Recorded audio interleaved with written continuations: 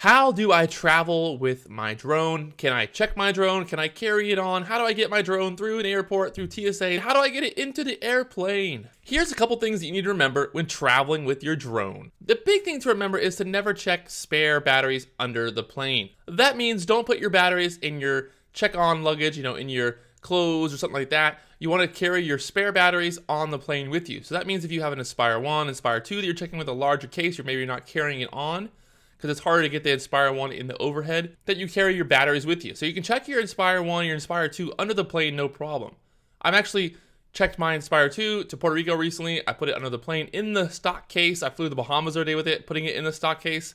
No issues at all. It worked pretty well, actually. There's other cases on the market. There's the hard cases from like GPC, stuff like that. If you want to get that crazy, I can easily just check my Inspire 2 stock case under the plane. Had no issues flying. It just came right out. It actually looks kind of just like a suitcase. It's not that big of a deal. The construction of the case is strong enough to stand most regular abuse. One battery loophole is that you're allowed to put the batteries in the drone. So with the Inspire 2, you can put 2 batteries in the drone when traveling and then check it like that. As long as the batteries are plugged into the drone, you can check it like that. But any extra batteries, you're going to take it on the plane with you.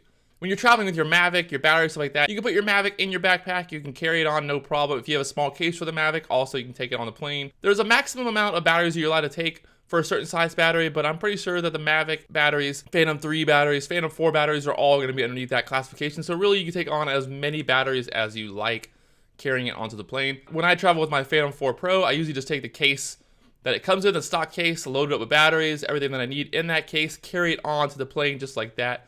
Very simple. It goes in the overhead, no problem. Fits in there, no questions asked. It's very easy to travel with. It's literally the perfect case to travel with your Phantom 4. Smaller in size, it's not larger, it doesn't have wheels, anything like that. It's easy to carry. It's light, which is nice when you're traveling. Going through customs in other countries, people will ask you, what is this? Is it a drone? And nowadays, everybody really knows what a drone is. Make sure when you're traveling, wherever country you're traveling to, check their drone laws. Most countries are pretty lenient about having drones as long as you're there to shoot for fun. If you're there to shoot for work, you might need to get clearances through the different film agencies, stuff like that. I know some countries are actually kind of really iffy about drones right now, so maybe look into that when you're traveling. Look online. People always post about, I had issues when I went to this country with a drone. I had issues when I went to this country. So kind of feel it out and get an idea. But most of the time when you're traveling to most major countries, there won't be any issues with drones. As long as you're traveling there for fun, you can take your drone with you, take pictures, stuff like that. If you're traveling for commercial use, it gets a little weirder. That's something you need to think about with your production company or whoever you're traveling with. You have to look for getting clearances, stuff like that. I've traveled around the entire world at this point with a drone in my hand, and I've had no issues. Traveling with the Mavic, the Phantom 4 really brings up no red flags when traveling through customs, different countries. They just kind of see it as a toy. They don't think about it as a commercial product. Sometimes you'll have to pay like a duty. When you're traveling with the Inspire 2, larger cases, GPC, big Pelican cases, it kind of raises red flags. People see it like, oh, look, this guy's here for commercial use. They might try to hit you with some kind of duty or ask you if you have your paperwork to travel there for commercial use.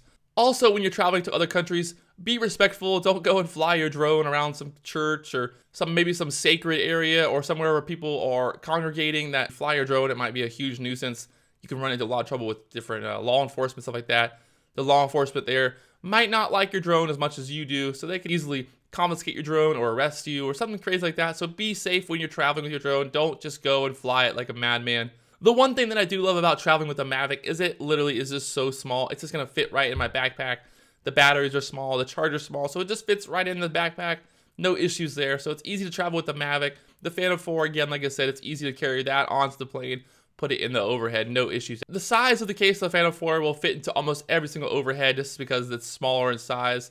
You're traveling with the Inspire 1, Inspire 2, you're going to have to check that just because it won't fit in the overhead. Some people suggest to recalibrate your compass when you're traveling abroad. Maybe you're traveling to like Australia, Asia, stuff like that. When you're traveling from America to Asia, a little bit, the compasses can be a little off there. So it's good to recalibrate there when you get to those new countries. Just always be aware that you're in a different country when you're flying your drones. So it's not like being in America where if you do get in trouble, it's easy to just get out of it kind of thing or get a small fine. When you're in a different country, you never really know what the local police might do. They could arrest you, they could throw you in jail. So just be safe and smart. Different people come up and ask you questions about it. They usually are pretty interested. They want to look at it. They want to see what it is. They want to see the picture. They're always amazed at the drone, how amazing the quality looks on my phone. So they just sit there and stare at it and watch it. So just be safe, be curious. If someone has a question, answer the question, and just have fun when you're traveling with your drone. It's very simple. Traveling through TSA, you're just gonna take your drone, slide it through the scanner, no problems there. They'll ask me sometimes, is this a drone? But most of the time they know what it is. If I used to tell people it's camera equipment, and right then and there they know what it is. So it's easy like that if you're traveling. So no questions asked when you're traveling with your drones. Drones nowadays are so popular and kind of everyone knows what they are. So you'll have no problem when you're traveling around the USA with your drone, flying through different states, stuff like that. But once again, just be safe, know your laws, know where you're traveling to and how they're gonna react to having a drone there. If you have any more questions, leave a comment below. If you haven't already, make sure you subscribe to the Drone Nerds channel.